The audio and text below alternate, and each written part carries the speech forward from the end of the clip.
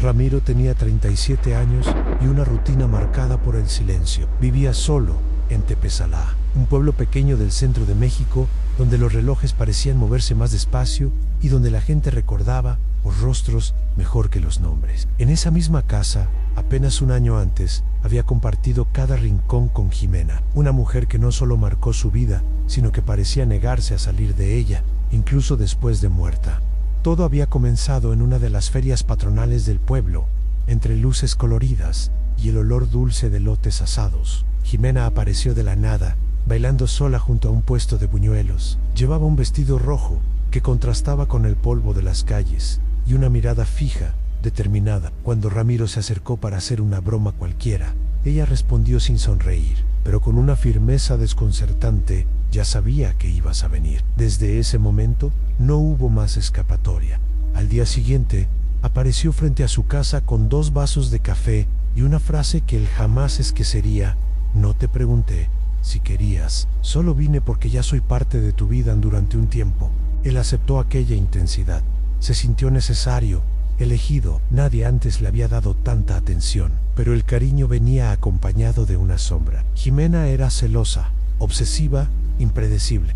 Decía que el amor verdadero era único y eterno, que algunas almas se reconocían y que ni la muerte las podía separar. Ramiro pensaba que eran exageraciones, frases bonitas que decían más de ella que del futuro que pudieran tener juntos. Una noche, él llegó tarde del trabajo. Ella lo esperaba en la cama, con el celular en la mano y una mirada que no parpadeaba. Soñé que besabas a otra. Y si algún día te atreves a dejarme, Ramiro, te juro que voy a seguir contigo, aunque ya no tenga cuerpo.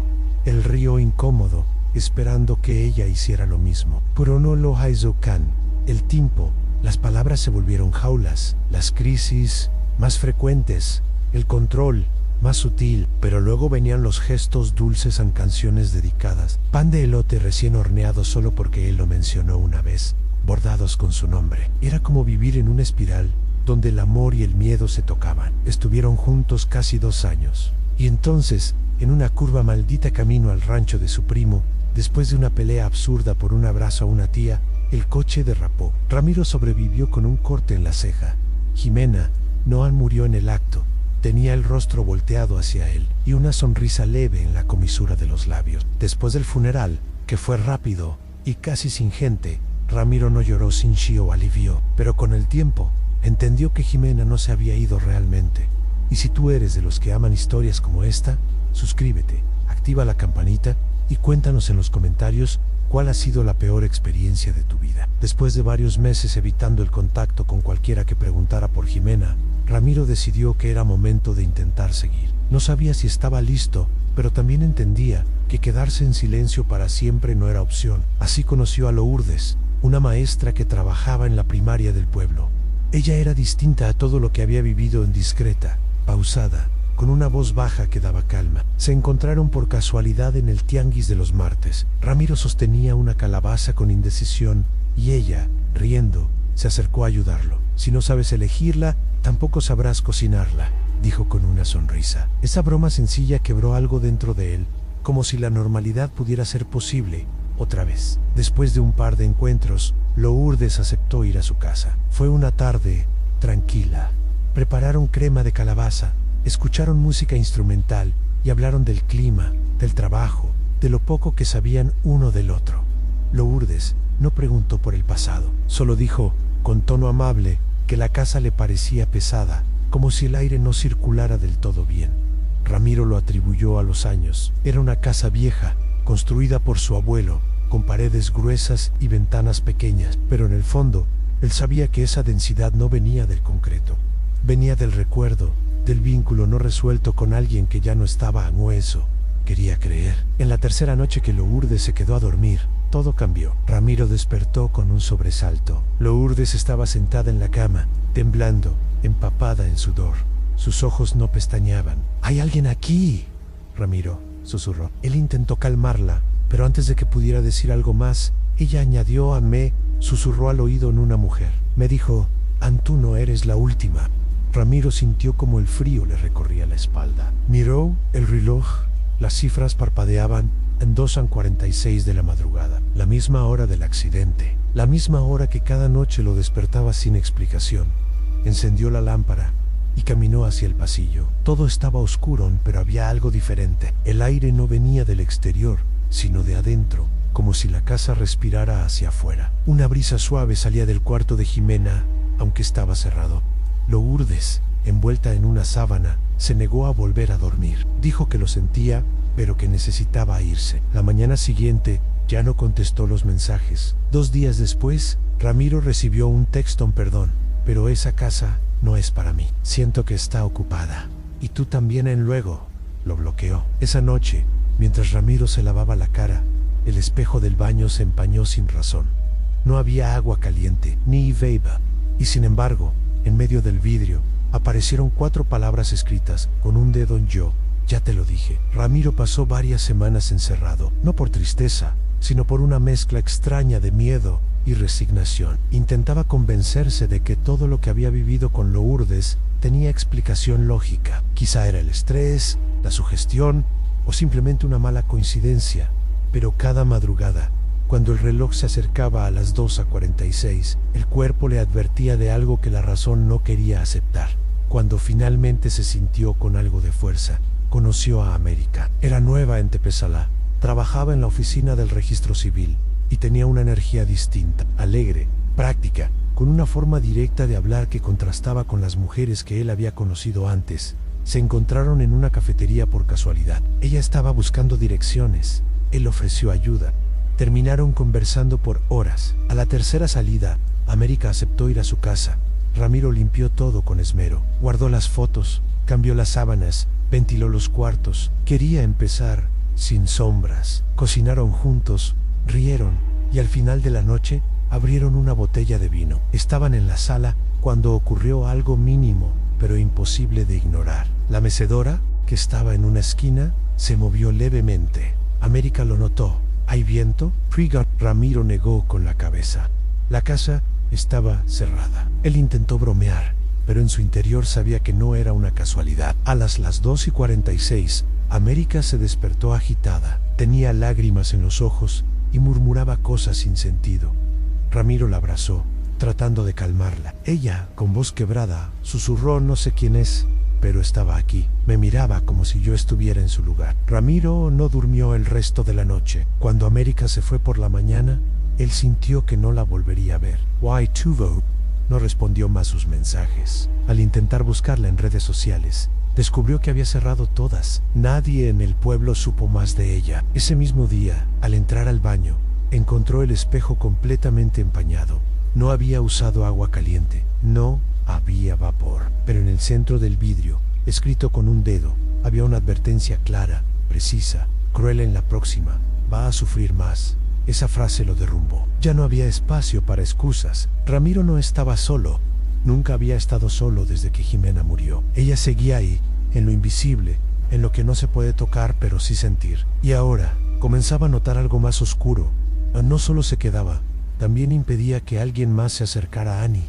Y lo peor es que no parecía tener prisa por irse. Después de la desaparición de América, Ramiro dejó de buscar compañía. No por tristeza, sino por instinto de protección. Comenzaba a entender que no era solo él quien sufría las consecuencias. Las mujeres que entraban a su vida se llevaban algo consigo, algo que no sabían cómo nombrar, pero que las empujaba a huir. Como si Jimena hablara a través de la casa, como si ella pusiera condiciones invisibles, límites que solo se revelaban cuando alguien más intentaba cruzarlos. Pasaron meses sin que nadie visitara su casa, hasta que conoció a Teresa. Ella era viuda, devota, de esas personas que creen que todo tiene explicación espiritual. Coincidieron en la misa de domingo. Teresa lo saludó con naturalidad, como si no notara la pesadez que él cargaba. Conversaron un par de veces en la plaza y, un día, Ramiro la invitó a tomar un café en su casa. Teresa aceptó. Dijo que no tenía miedo, que si había algo raro, lo sentiría. Esa tarde fue tranquila. Hablaron de fe, de pérdidas, de cómo cada uno sobrevive al vacío. Parecía que, por fin, Ramiro podría compartir su espacio sin que el pasado se entrometiera. Pero la casa, una vez más, tenía otros planes. Mientras conversaban en la sala, la luz titiló 3 veces seguidas. Luego, Sin razón aparente, una de las tazas se rajó en la mano de Teresa. No se cayó Anne, no se golpeó. Simplemente, una grieta se formó desde el borde hasta el centro. Ella dejó la taza en la mesa, pálida, y miró hacia la cocina. «Ramiro, ¿tú sientes eso?», preguntó. Él solo asintió. Ya no necesitaba mentir. «Hay alguien más aquí. No se muestra, pero observa a Anne. Es una mujer. Esta molesta». Ramiro intentó responder, pero no pudo. Detrás de Teresa, proyectada en la pared, una sombra se duplicaba. Eran dos figuras sobrepuestas, una más alta, otra más compacta, pero ambas perfectamente sincronizadas. Una se movía, la otra la seguía. Teresa giró lentamente la cabeza, como si también la hubiera visto. Se levantó despacio, agarró su bolso y dijo con suavidad: «No es mi lugar, y tú tampoco pareces dueño de esta casa». Después de eso, Ramiro no volvió a invitar a nadie. No por miedo a lo que pudiera pasarles, sino porque, por fin, había entendido algo. Jimena no estaba esperando que él siguiera adelante.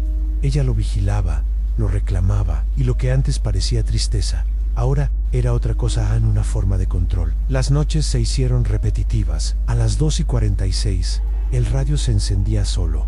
El colchón a su lado se hundía levemente. La mecedora crujía, como si alguien tejiera en ella. Ramiro dejó de apagar las luces. Empezó a hablar en voz baja, como si alguien pudiera escucharlo. No pedía perdón, no pedía explicaciones. Solo decía: «Anne, ya sé que estás ahí». Y la casa, sin palabras, respondía con su propia rutina.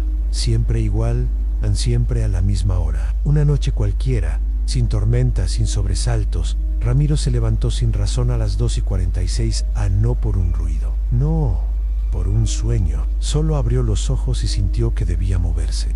Caminó en silencio por la casa, sin prender las luces, guiado por una necesidad que no comprendía. Se detuvo frente al armario que había pertenecido a Jimena. Llevaba más de un año cerrado, sellado con su ausencia. Giró la perilla. La madera crujió como si también protestara. Dentro, todo estaba como lo había dejado ella: el vestido rojo de la feria patronal aún colgado, un frasco de perfume casi vacío, algunas cartas atadas con listón, y al fondo, envuelto en una tela bordada, un cuaderno. No era uno común. Tenía tapas duras, forradas con hule viejo, y el nombre de Jimena escrito a mano. Ramiro se sentó en la cama con el cuaderno en las manos. Dudó en abrirlo, pero lo hizo. Las primeras páginas eran recuerdos comunes, anotaciones de días especiales, frases de canciones, pensamientos sueltos, pero conforme avanzaba, la caligrafía comenzaba a cambiar. Se hacía irregular, nerviosa, palabras tachadas, repeticiones, frases obsesivas. «Si me dejas, vuelvo. Si olvidas mi nombre, yo te lo grito. Si otra ocupa mi lugar, la arrastro». Pasó las hojas con manos temblorosas. Cada línea parecía escrita con una urgencia que rozaba la desesperación, hasta que llegó a la última página. No había párrafos, solo una frase escrita en mayúsculas, con tinta más oscura: «Si no es para mí, no será para nadie». Ramiro cerró el cuaderno de golpe. Sentía el corazón latiéndole en el cuello. Al levantarse, el espejo del cuarto, que no se había empañado en toda la semana, apareció cubierto de niebla. Se acercó despacio. Anne, con el dorso de la mano, limpió un poco. En el centro, otra frase escrita con dedo tembloroso: «No debiste tocar mis cosas». La frase desapareció lentamente, como si se disolviera en el vidrio. El silencio en la casa se volvió más espeso. Ramiro sintió un cosquilleo en la nuca. No había nadie, no había viento, pero algo se movía en el aire. Era una certeza que se colocaba justo detrás de los pensamientos.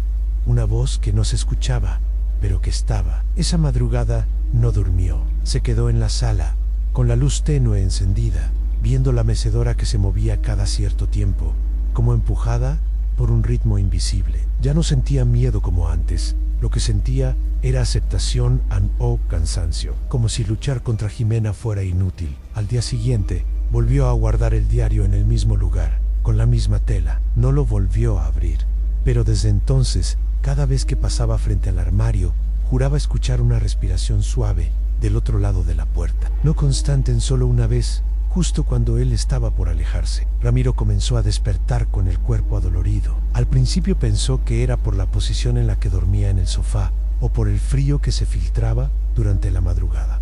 Pero luego las marcas aparecieron en una línea rojiza, justo en el lado izquierdo del cuello, donde Jimena solía dejarle un beso cada mañana. Al día siguiente, un hematoma delgado casi perfecto en la parte interior del brazo. Luego, 2 arañazos finos en la espalda. Fue al centro de salud. El médico de guardia lo revisó con calma. No había infección, ni fiebre, ni inflamación grave. Quizá lo hiciste dormido, dijo el doctor sin mucho interés. Ramiro no respondió. ¿Cómo explicar que cada marca aparecía justo en lugares que le pertenecieron a otra persona? ¿Cómo decir que no se sentía enfermo, sino acompañado? Las noches se hicieron más pesadas. A las 2:46 exactas, el radio de la cocina se encendía con una canción que Jimena solía tararear cuando cocinaban, siempre la misma, siempre en el mismo volumen. Ramiro dejó de apagarlo. Solo lo escuchaba, en la oscuridad, como si fuera parte de una rutina pactada. Una madrugada, luego de una noche especialmente tensa, se levantó temprano y fue al mercado de abastos. Al regresar al auto, notó que los cristales estaban completamente empañados por dentro. No hacía frío, no había razón. Limpió el parabrisas con la manga de su camisa y ahí estaba en una frase escrita con un dedo invisible. Tú me juraste. Ramiro retrocedió un paso. No entendía. Jamás había hecho una promesa así, pero la escuchó tantas veces salir de los labios de Jimena que por un segundo dudó si en algún momento, en medio de alguna caricia, no habría respondido con un sí apenas audible. A veces uno no se da cuenta de lo que acepta con el silencio. Esa noche no cenó. Solo se quedó en la cocina, mirando la puerta del cuarto de Jimena, que estaba cerrada con llave desde hacía semanas. Sintió algo detrás, como una presencia que no se dejaba ver. No tocaba, pero empujaba. Una incomodidad que venía del interior. Trató de distraerse viendo televisión, pero el aparato se apagó solo. La lámpara titiló en el baño. El espejo se había empañado de nuevo. Esta vez no había frase, solo la silueta de una mano, como si alguien hubiera presionado la palma contra el vidrio desde el otro lado. Ramiro pasó los dedos por encima, temblando. No estaba loco, no eran sueños, era ella, cada día más cerca, cada noche más presente. Y su cuerpo empezaba a hablar por él, como si estuviera siendo reclamado desde adentro, como si lo estuvieran preparando, no para morir, sino para quedarse en Era Martes. Ramiro se levantó antes de que el sol saliera. No había dormido, no por pesadillas, sino porque algo en su interior no lo dejaba cerrar los ojos. Desayunó sin hambre, se vistió sin pensar y tomó las llaves del auto sin saber hacia dónde ir. Sus pies, por costumbre o por mandato, lo llevaron a la carretera que salía de Tepesalá, justo hacia el punto donde más de un año atrás el coche derrapó y la vida de Jimena terminó. La curva del kilómetro 17 se dibujaba con claridad en su memoria. Recordaba el sonido del metal, el cristal, la tierra levantándose. Recordaba su sangre en la ceja y la sonrisa inexplicable en el rostro de ella. Una sonrisa que ahora entendía como una despedida, o quizás como una promesa cumplida. Se detuvo. Apagó el motor. Bajó con torpeza. La brisa era fría, aunque el clima no lo justificaba. No había tráfico, ni ruido, ni aves. Solo el murmullo del viento, soplando justo en dirección contraria. Una ráfaga leve le cruzó el rostro y por un instante sintió que alguien pasaba a su lado. No vio a nadie, pero escuchó su voz, muy baja, como si viniera de la tierra Nahaki. Fue el final, pero también puede ser el principio. Ramiro no respondió. Se sentó en la orilla de la carretera y se quedó ahí por casi una hora. No pensaba en Jimena como una persona, sino como un espacio que lo contenía, como un lugar al que había sido arrastrado. Ya no sabía dónde terminaban sus recuerdos y comenzaban sus alucinaciones, pero sí sabía algo. Había cruzado un punto sin retorno. Cuando regresó a casa, eran pasadas las 5 de la tarde. Cerró la puerta, apagó su celular, bajó las persianas, puso el radio en el volumen que a Jimena le gustaba, número 2 menos, y giró la mecedora hacia la ventana, como ella solía hacer mientras bordaba. Abrió apenas la cortina y dejó una vela encendida en el pasillo. Esa noche no se acostó, se tendió en el suelo de la sala, boca arriba, y esperó. A las 2:46 en punto, el radio se encendió solo, pero esta vez sin música, solo un zumbido tenue, como un lamento distante. Del corredor llegó el sonido de pasos descalzos. Primero 1, luego 2. Lentamente, como si alguien caminara sin querer despertar a nadie. Ramiro se incorporó, miró hacia la penumbra. No había nadie, pero en la silla, La tela del cojín se hundía ligeramente, como si alguien acabara de sentarse. No sintió miedo, no sudaba, no temblaban, solo una paz extraña, casi absurda. Había vuelto al lugar del accidente. Había abierto la puerta, había permitido que la presencia encontrara el camino de regreso. Y ahora, Jimena no necesitaba forzar nada, porque Ramiro ya no huía. Desde aquella noche en que regresó de la curva, algo en la casa cambió.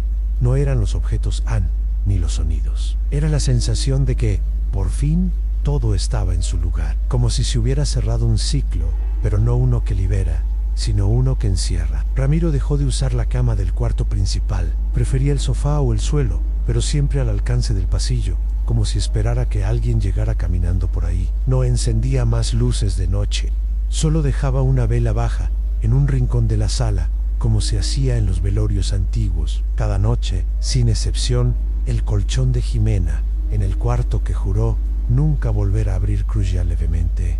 Ya no intentaba entenderlo. A las 2:46, como un ritual puntual, el radio reproducía una canción sin letra, una melodía antigua que ella silbaba mientras barría el patio. Ramiro se quedaba quieto, escuchando, como si eso fuera lo único que debía hacer. Dejó de buscar trabajo. Dejó de responder mensajes. Su mundo se redujo al espacio de la casa, a los silencios compartidos con alguien que ya no estaba, pero tampoco se había ido. Comenzó a hablar en voz baja, no como quien delira, sino como quien convive. Ya sé que estás aquí. ¿Te gusta cómo dejé la silla? No he movido tus cosas. No te preocupes. En uno de esos días sin calendario, sacó las fotos que había guardado. Lourdes, América, Teresa. Las miró una a una. No recordaba sus voces, ni sus gestos.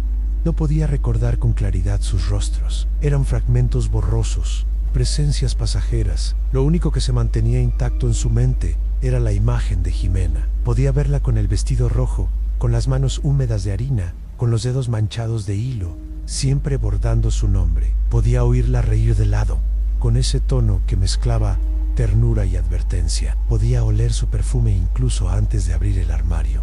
Una noche soñó con ella. Estaban en una casa que no era la suya, un sitio sin ventanas, donde el tiempo no existía. Jimena lo miró como al principio, con esa expresión que lo hacía sentir observado por dentro. Se acercó y le dijo con voz pausada: ahora ya lo entendiste, ¿verdad? Y si Ramiro entendía, no se trataba de miedo ni de maldición. Jimena nunca quiso espantarlo, solo no aceptaba ser olvidada. Nunca se había ido realmente, solo se había ocultado hasta que él dejara de resistirse. Despertó con los ojos húmedos. El lado izquierdo del colchón estaba hundido. El olor a lavanda flotaba en el ambiente, más fuerte que nunca, pero no sintió angustia, sintió alivio. Por primera vez, no estaba fingiendo que vivía solo, lo aceptaba, y eso, de alguna forma perversa, le daba paz. Mientras Ramiro se hundía cada vez más en esa convivencia muda con Jimena, a cientos de kilómetros en Noquistlán, otro hombre vivía algo inquietantemente parecido. Se llamaba Mateo, tenía 39 años, y desde la muerte repentina de su esposa Abril, nada había vuelto a ser normal en su casa. Abril falleció de un aneurisma mientras planchaba ropa en la sala. Un instante estaba bien, al siguiente ya no respiraba. Mateo no pudo hacer nada. El entierro fue breve, lleno de rostros confusos y palabras huecas. Desde entonces comenzó a notar una fijación extraña en los espejos de la casa. Al principio pensó que era parte del duelo. Se veía reflejado y sentía que faltaba algo. No comprendía que lo que faltaba no era su imagen, sino la de alguien más. Pasaron semanas y Mateo conoció a Julia, una enfermera amiga de su prima, simpática, de conversación fácil, con una energía distinta a la de Abril. En la relación fluyó naturalmente. Julia no hacía muchas preguntas, solo deseaba acompañar. Pero en la tercera noche que pasó en la casa, algo se irrumpió. Salió del baño con la toalla en la cabeza y se detuvo frente al gran espejo de la sala. Frunció el ceño. ¿Dónde estoy?, preguntó en voz baja. Mateo, confundido, se acercó a Anne y lo vio. Él estaba reflejado, pero Julia no. Donde debería estar su imagen, solo había vacío. Más al fondo, una silueta femenina inmóvil, casi transparente. Un vestido blanco largo, el cabello cayendo por los lados y el rostro apenas visible. Intentó bromear. Dijo que el espejo era viejo, que tenía manchas, deformaciones. Julia Sonrió nerviosa, pero no volvió a mirarse en ese espejo. Esa noche, a las 2:17, no las 2:46 como en el caso de Ramiro, sino siempre la misma hora en Nochistlán, Mateo despertó al sonido de un crujido seco. Era el marco del espejo. Vibraba, como si alguien lo estuviera presionando desde adentro. Se levantó, se acercó, y ahí estaba Abrila más nítida que nunca. Levantó la mano y con un dedo señaló hacia el cuarto donde dormía Julia. Luego se señaló a sí misma y luego a Mateo, aun como si dijera en el ich. Julia se fue esa misma semana. No dijo adiós. Solo dejó una nota que decía: Anella no me quiere ahí. Me observa Anis, es un hombre, sin que nadie me lo haya dicho. Mateo cubrió todos los espejos, intentó evitarlos, pero no. A veces, al pasar por una ventana, al mirar una cuchara, al acercarse a un charco de agua, veía el reflejo de Abril detrás de él, como si se hubiera extendido más allá del cristal. Mateo no conocía a Ramiro, pero si sus historias se cruzaran, podrían reconocerse en una misma frase. No se trataba de fantasmas, ni de maldiciones. Se trataba de mujeres que habían sido prometidas como la última y nunca olvidaron. Ramiro se levantó antes de que el sol tocara los cerros.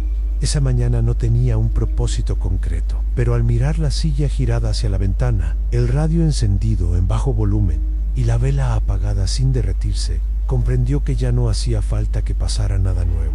La decisión estaba tomada. Fue hasta el baño. En el espejo, sin empañarse, sin rastro de humedad, escribió con un marcador negro una sola frase en Está bien, Jimena. Soy tuyo, no como una súplica, no como una entrega, como un acuerdo. Después, entró al cuarto de ella y lo arregló como lo recordaba, la colcha doblada en triángulo, las cortinas ligeramente abiertas, el diario de tapas duras sobre el buró. Abrió las ventanas por primera vez en meses, pero el aire no refrescó la casa, solo la llenó con el perfume tenue de lavanda, el mismo de siempre. Esa noche no hubo radio, no hubo pasos, no se encendieron luces, nada crujió, solo un silencio denso, absoluto, como si la casa, finalmente, hubiera exhalado después de mucho tiempo. Pero Ramiro no se sintió solo. A las 2:46 despertó con la clara sensación de un peso suave sobre su cuerpo.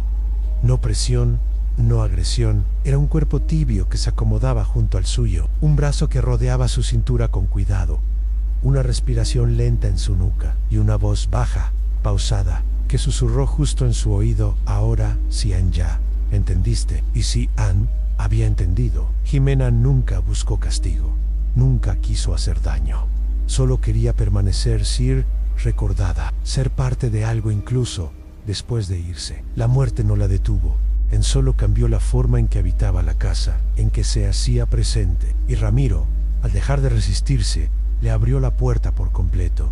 Los días siguientes, nadie notó nada extraño. Quienes lo veían por el pueblo lo saludaban con cortesía. Creían que estaba mejor, que había logrado dejar atrás el pasado, que la soledad le había hecho bien.